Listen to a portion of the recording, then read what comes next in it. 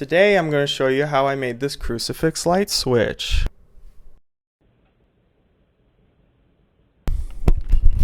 We're going to start by taking our microwave safe container and feeding our extension cable through the two holes on either side, like so. I'm going to take my switch. So you got 4 wires, a black, a gray, yellow, and brown. Per the instructions, we'll start with the black wire. We'll take the textured cable on the plug side and connect our black wire to that one.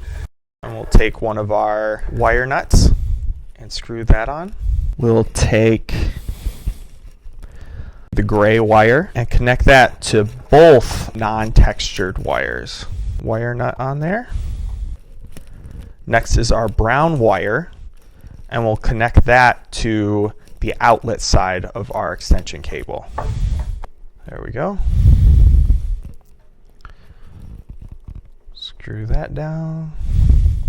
Our next wire is the yellow one, which is the wire that activates the switch when touched. So we'll feed our speaker wire through our smallest hole.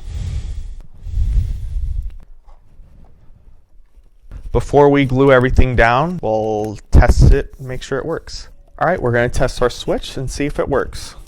Ah, it works. I'm first going to glue down the switch itself. There we go. Now we'll cover each hole here. That's finished.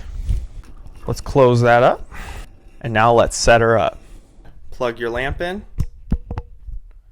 Route your wire to your crucifix. I use sticky tack. And then you're golden. You don't have to use a crucifix. Anything metal will work. Like a fan. Like a pan. Like a can. Like a can.